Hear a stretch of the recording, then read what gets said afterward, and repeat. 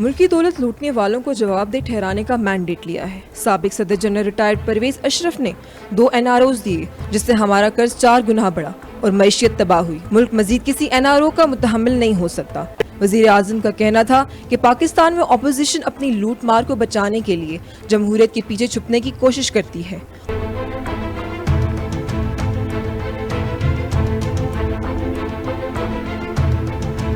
Opposition ने NRO हासिल करने के लिए नैब को बदनाम और हुकूमत को ब्लैकमेल किया। ये तो मुल्क की मईशत को तबाह करके पाकिस्तान को FATF की ब्लैक लिस्ट में शामिल करवा देते।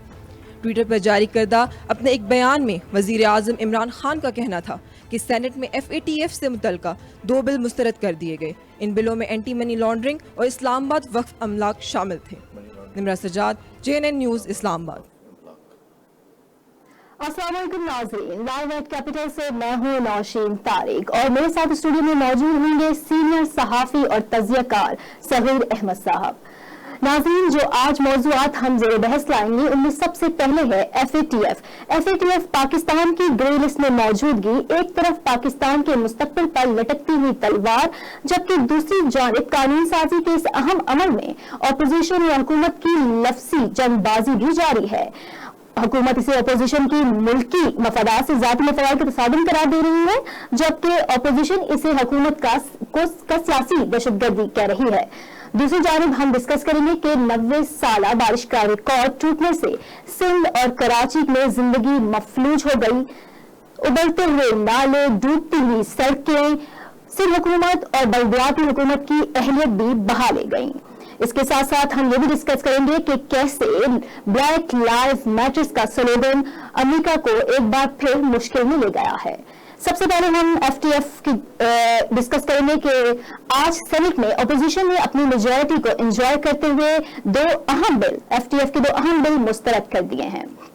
सगीर साहब, आज का जो अहम इशू है कानून साजी के इस अमल का कि FATF के 2 अहम बिल्स जो हैं वो सेनेट में अपोजिशन की जानिब से मुस्तरद कर दिए गए हैं।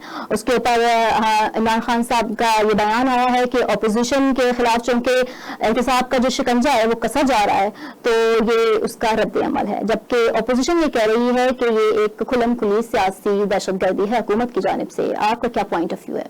देखें, बात यह है कि ये 2 बिल थे क्या। एक था anti money laundering. Money laundering कौन रहे हैं?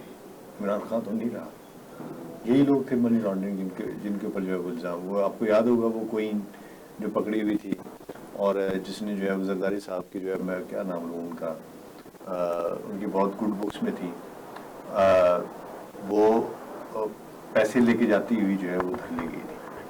बहुत अरसा केस चलता रहा और बाद में पता चला कि उसमें बहुत सारे और लोग भी इन्वॉल्व।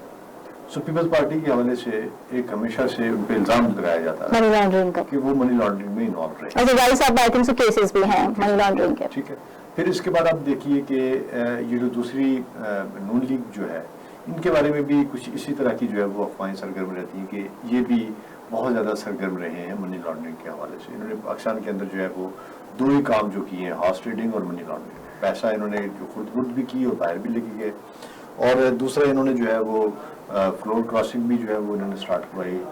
पार्टियां बदलने का रुझान भी जो है वो इन्होंने दिया है यहाँ पे पाकिस्तान के अंदर। चाका मांगा की सियासत जो है वो भी नून लीग के उसका सेहरा भी उनको जाता है, और इस तरह की बहुत सारी चीज़ें ऐसी हैं जो इन्होंने मुतारफ करी। अच्छा, दूसरा बिल जो था वो इस्लामाबाद में वक्फ इमलाक के हवाले से था, उसको भी इन्होंने मुस्तरद कर दिया। अब ये दोनों देखिए, अगर नेशनल इशूज़ के ऊपर जो है आप इस तरह पॉलिटिक्स करेंगे और आप ब्लैकमेल करेंगे तो बड़ा मुश्किल हो जाएगा कि कैसे फिर मामला तो चलनी है ना, असेंबली तो चलनी है ना, उसकी कार्रवाई तो चलनी है ना। और अगर आप इस तरह करेंगे कि आप कहेंगे कि नहीं जी हम उस वक्त तक नहीं करेंगे जब तक आप हमारी बात नहीं मानेंगे, या इनको लग रहा है कि इस बिल के आने के बाद जो है शायद हम पे शिकंजा और टाइट हो जाएगा, क्योंकि ये ऑलरेडी जो है नैब के उसके शिकंजे में फंसे हुए हैं। सर, अपोजिशन को तो ये कहना है कि ये जो कानून है ये सिर्फ जो है वो नैब का दायरा बढ़ाने की एक कोशिश की जा रही है, और हुकूमत इससे जो है वो कोई इंतकामी कार्रवाई लेना चाहती है अपोजिशन के खिलाफ। क्या इंतकामी कार्रवाई करेगी? फॉर एग्जाम्पल इंतकामी कार्रवाई ये कर सकती है कि जी इनको उठा के फिर अंदर कर देगी। हुकूमत तो नहीं कर सकती। देखिए, आपने किसी को पकड़ना भी है तो सर्टन रूल्स हैं जो आपको उसके वारंट निकालने पड़ते हैं, आप जो है वो किसी न किसी कानून, किसी ज़ाब्ते, किसी इख्तियार के तहत ही आप जाके किसी को पकड़ते हैं। ये तो नहीं कि आप किसी को भी उठा के जो है वो अंदर कर देते हैं। सो लामहला अगर इन्होंने कुछ ऐसा किया हुआ है या इनको लगता है कि इन्होंने ऐसा कर रखा है जिसकी नतीजे में जो है इनके ऊपर नैब का शिकंजा टाइट हो सकता है, या जिसके नतीजे में इनको लगता है कि शायद हुकूमत जो है वो कार्रवाइयाँ कर सकती है, चाहे वो बकौल इनके इंतकामी कार्रवाइयाँ ही हों, तो कुछ किया होगा तब ही होगा ना। अब ऐसा तो नहीं हो सकता कि जो है वो बिला वजह, मतलब कि 26 करोड़ का मुल्क है, 26 करोड़ के मुल्क में क्या खान साहब को या मौजूदा जो बैठी हुई है इनको 6 बंदे ही नजर आते हैं कि जिनको उठा के उन्होंने अंदर करना है? ऐसा तो नहीं है ना। अब देखिए बात यह है कि अभी जो रिसेंटली जो भी मामला हुए वो भी आपके सामने है। मियां साहब को इससे पहले इनके बेटे को लेने के लिए गए, वो जो है वो सीढ़ी लगा के कहीं और से भाग गए। मियां शहबाज शरीफ को जो है वो किया जाता है, वो भी जो है वो उस तरह से जिनका जो रिएक्शन सामने आता है वो आप हैरान हो जाते हैं। अच्छा, उसके बाद आप ये देखिए कि मरीम नवाज जो है उसके बारे में कोई बात होती है तो वो भी जो है वो लोग कारकुन सड़कों पे आ जाते हैं और एक रौला, एक तूफान जो है वो आ जाता है। मुझे बताइए कि क्या आम आदमी के लिए भी इतना ही मामला ऐसे ही किए जा सकते हैं? क्या रियासत उनको भी इतना ही रिलीफ देगी? अगर एक आदमी वो तो छोटी सी चोरी करता है, आलू भी चोरी करता है मैं किसी की दुकान से, उसको भी पुलिस वाला उठा के अंदर कर देता है और फिर उस वक्त तक नहीं वो रिहा होता है जब तक जो है वो बेल ना करवा ले। तो ये क्या मामला है कि और जो हुकूमत है वो ये कह रही है कि अपोजिशन जो है वो एनआरओ मांग रही है, लेकिन लिख कर मांग रही है और हम एनआरओ नहीं देंगे, किसी सूरत भी नहीं देंगे। दूसरी जानिब जो है वो इन बिल के आते हुए जो है वो शायद खाकान अबानी साहब ने कहा है कि जो है ये सिलेक्टेड क्लब माहिर वजीर आजम जो है उनको हम एनआरओ नहीं देंगे। तो मतलब एक्चुअली एनआरओ चाह कौन रहा है? हुकूमत चाह रही है, अपोजिशन चाह रही है? एनआरओ का मतलब है, आप देखिए कि एनआरओ की रिवायत जो है वो मुशर्रफ साहब के दौर में शुरू हुई थी जी, और उन्होंने जो है वो तमाम पॉलिटिकल पार्टीज को एक दफा एनआरओ दे दिया था। एनआरओ क्या था कि उन्होंने कहा कि ठीक है अब तक तो जो भी आपने कर लिया उसकी तो माफी, लेकिन आगे अगर आपने किया तो फिर देखे मैंने छोड़ना नहीं है किसी को। लोगों ने कहा ठीक है जी मेहरबानी आपकी। अच्छा, उससे बहुत लोग मुस्तफीज हुए थे, उसमें एमकेएम भी थी, पीपल्स पार्टी भी थी, नून लीग भी थी और भी बहुत सारी पॉलिटिकल पार्टीज थी जिनको फायदा हुआ था। तो वो वन टाइम एनआरओ एक दिया गया था और उस वन टाइम एनआरओ में इन सब लोगों ने जो है वो हाथ धोए थे, जितने भी पॉलिटिशियंस हैं।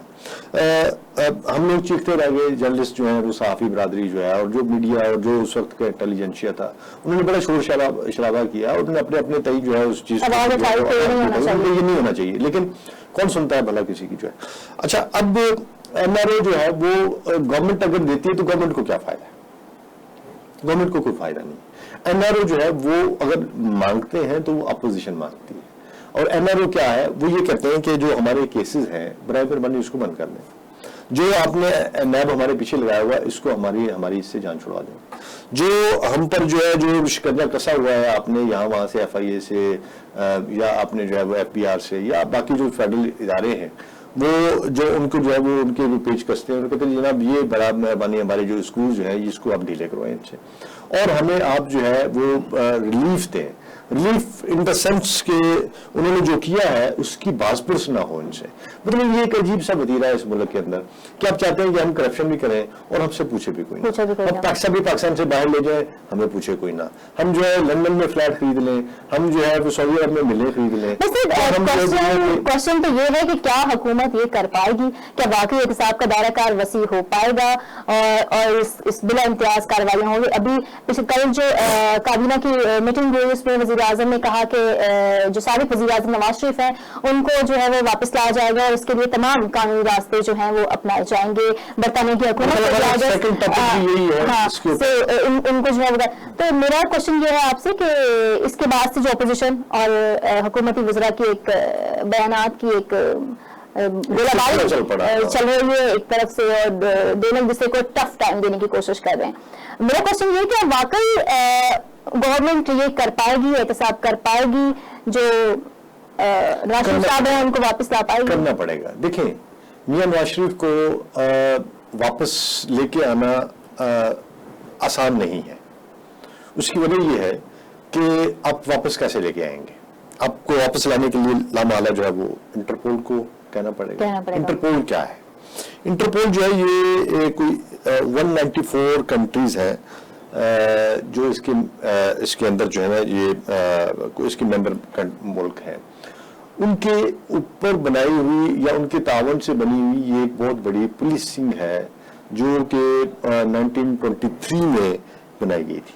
इसकी ये तमाम जो इसके जो मेंबर कंट्रीज हैं, मेंबर ममालिक जो है, उसकी पुलिस के साथ मिलकर इन्होंने जो है एक मामला स्टार्ट कर रखा है और उसके तहत ये होता है कि इनके आपस में कॉन्टैक्ट है और आपस में इनके जो है मुआहदे हैं और उस मुआहदे के तहत ये किसी भी मुल्क को, जो मेंबर मुल्क है, एक दूसरे से जो है वो मुजरमों की लेन देन कर सकते हैं। हम भी इसका हिस्सा है। अब ये देखिए कि हमने इंटरपोल की मदद से ही बुलाया था ना उसको, क्या नाम था उसका, लियारी गैंग वार वाला, ज़ाहिर बलोच को, ठीक है, दुबई में था। इंटरपोल को कहा, इंटरपोल ने उसको गिरफ्तार किया दुबई से और वो वापस आ गया। लेकिन ये इंटरपोल जो है हुसैन हक्कानी को नहीं ला सका जी। ये इंटरपोल जो है अल्ताफ हुसैन को नहीं ला सका। तो अगर अल्ताफ हुसैन नहीं आ सका, हुसैन हक्कानी नहीं आ सका, बावजूद इसके कि वो मोस्ट वांटेड ही है हमारे लिए, इसलिए कि उन्होंने हमारी चीजों को, हमारे कौमी शख्स को, हमारे नेशनल इंटरेस्ट को उन्होंने जो है वो बहुत ज्यादा उन्होंने जख्म पहुंचाई हुई है, उसको नुकसान दिया हुआ है। So how is it possible कि अगर हम वहां पे मजबूर हैं, हम अल्ताफ हुसैन जैसे एक शख्स को जो कि बड़े क्रिमिनल है या जिसके ऊपर बहुत सारे केसेस हैं यहाँ पे जो है, उसको नहीं हम ला सके। हम हुसैन हक्कानी जैसे बंदे को, जिसने इतना जो है वो किया, आपको याद होगा मोनो स्कैंडल के अंदर जो है वो इन्वॉल्व था, यहाँ पे उस वक्त जो है वो अदालतें चीखती रह गई कि उसको ले आए, लेकिन वो नहीं लेके आ सके हमें। तो हम कैसे मियां नवाज शरीफ को लेके आएंगे, जबकि मियां नवाज शरीफ के साथ जो है वो वहाँ पे बिजनेस टाइज भी हैं, उनके बड़े अच्छे ताल्लुकात भी हैं यूके के अंदर, और वर्ल्ड कम्युनिटी के साथ जो है वो भी उनकी बड़ी गुड बुक्स में है वो। मुझे तो समझ नहीं आ रही कैसे लाएंगे। तो ये जो हुकूमत कह रही है कि सबका एहतसाब होगा, बिला इम्तियाज होगा, NIO किसी को नहीं दिया जाएगा, नवाज शरीफ को जरूर वापस लाएंगे, और अपोजिशन में जो है वो मनी लॉन्ड्रिंग से मुतालिक बिल्स भी मुस्तरद कर दिए हैं। तो इन सब का हासिल वसूल क्या होगा, कुछ प्रैक्टिकली होगा या ये जस्ट एक टाइम गेनिंग है कि आप इसको? देखिए, मुझे इसमें मैं भी इस कर रहा हूँ, दो ही बातें हो सकती हैं इसमें जो आपने जिसकी तरफ इशारा किया है। देखिए, एक तरफ PTI पे प्रेशर है उनके अपने वोटर्स का, सपोर्टर्स का, जो इनके अंदर लोग हैं उनका भी, खान साहब पे इटसेल्फ भी बड़ा प्रेशर है। खान साहब खुद भी जो है वो महसूस करते होंगे बैठ के कि यार मैंने, चूंकि ये पार्टी सारी की सारी बनी ही इंसाफ के नाम पे है, और इसकी जो तहरीक, इसका नाम भी आप देख लें, तहरीक इंसाफ, जस्टिस देना है लोगों को जो है वो इंसाफ मुहैया करना है या इंसाफ के लिए जो है वो आवाज उठानी है। अब वो ये सोचते होंगे और सोचते हैं भी, और जो प्रेशर है वो भी यही है जो उनके कारकुनों की मदद से इन तक पहुंचता है। आप देखें सोशल मीडिया पे भी और बाकी, और जब हम इनसे बात भी करते हैं तो हमें यही पता चलता है कि इनके ऊपर जो है वो कहाँ इनको ये जा रहा है कि आपने क्या किया है अब तक, कोई बड़ा स्टेप बताएं आप। जी जी। अच्छा, फिर उसके बाद अभी इनके ऊपर ये भी इल्जाम है कि जी आपने जो कि उनको भेजा है बोर्ड, आपका उस बोर्ड, जो डॉक्टर्स का बोर्ड था वो भी इनका था, जो उसके अंदर बैठे हुए थे शौकत खान, आपको पता है बोर्ड के अंदर शौकत खानम का भी डॉक्टर बैठा हुआ था, उस बोर्ड के अंदर हुकूमत के डॉक्टर्स भी बैठे हुए थे। उस वक्त जो हुकूमती अरकान थे, जिसमें जो भी ये आपके वज़राए जो थे वो समेत जो है, और वो जो वज़ीर आज़म साहब जो है उन समेत सारे लोग जो है वो इस बात पर मुत्तफिक थे कि मियां साहब जो है वो जेन्युइनली जो है वो बीमार है और उनका जाना बनता है। सो अगर उन्होंने उसको जेन्युइनली जाने दिया तो फिर अब चीखना किस बात का, और अगर वो जेन्युइन नहीं था तो फिर इसका मतलब है कि उस एक्ट जो क्रिमिनल एक्ट हुआ है उसके अंदर कहीं ना कहीं कहा है कि मेरी माननी चाहिए थी, इनको जाने ही नहीं देना चाहिए। लेकिन उस वक्त फवाद चौधरी खुद कहता रहा, फवाद चौधरी ने खुद कहा है कि देखिए ह्यूमैनिटेरियन ग्राउंड पे जो है उसको जाने करना चाहिए, और खान साहब जो है वो उसके ऊपर ही उन्होंने अगर उनको जाने का फैसला किया है तो इसी वजह से किया है कि वो इंसानी बुनियादों पे जो है वो उनको नहीं रोकना चाहते। तो आप ये देखिए कि उस वक्त उनके बयान और थे, मीडिया बयान चला रहा है और अब जो है वो एक ब्लेम गेम का सिलसिला जारी है। जैसे कल जो है वो यास्मीन राशिद साहबा की तरफ से कहा गया कि ये नैब को जो है वो डॉक्टर मतलब इस चीज की तस्दीक करनी चाहिए थी कि उनकी रिपोर्ट्स, मुझे बताइए कि नैब ने कहा हमने कोई डॉक्टर्स हायर नहीं किए और उसकी डॉक्टर का पैनल नहीं। यही मौसूफा जो ये फरमा रही है, यही कल तक जो है ये बैठ के जस्टिफाई करती थी मीडिया पे बैठ के कि जनाब वो जो है वो मैं खुद गई हूँ, मैंने देखा है उनके हालत बहुत खराब है, उनकी प्लेटलेट्स जो है वो कम है, खुद डॉक्टर भी है, और वो अपने डॉक्टर होने का जोन देके कहती थी कि मुझसे ज्यादा कौन जानता है, मैं तो खुद आपको कह रही हूँ, मैंने तो खुद देखा है, मैं तो खुद मिलके आई हूँ, मैंने रिपोर्ट्स देखी है, मैंने उनकी हालत देखी है। अच्छा, यहाँ तक भी कहा गया कि उनके चूंकि उनका ब्लड जो है वो थिक हो रहा है, उसकी वजह से उनको हार्ट का प्रॉब्लम हो रहा है। तो मैं एक बात कंप्लीट करूँ, हाँ वो बिल्कुल। अब देखिए उन्होंने कहा जी कि उनके ब्लड चूंकि थिक हो गया है, हम उसको मजीद पतला खून करने वाली दवा नहीं दे सकते, इसलिए मैडम ने फरमाया कि जी उनके चेहरे के ऊपर जो है वो बाकायदा ब्लड जो है वो रिसने लगा था, सो हम उनको मजीद नहीं कर सकते। तो इतनी ज्यादा एविडेंस हम तो इनके ऊपर एतबार कर रहे थे ना। तो ये हमेशा की तरह से बहुत से अफराद इस बार भी जो है वो हमेशा की तरह कानून के शिकंजे से, देखिए मैं बताऊं कानून जो है ना नौशीन सबके लिए एक होना चाहिए। इस मुल्क के अंदर शराफिया के लिए कानून और है और गरीब आदमी के लिए कानून। लेकिन अगर ये जो तसलसल है अगर इसको पीटीआई ब्रेक नहीं कर सकती है तो ये जरूर एक क्वेश्चन है। यहाँ हम लेंगे एक ब्रेक के बाद वापस आएंगे और तस्करा करेंगे कुछ डूबते हुए कराची का। Stay with us.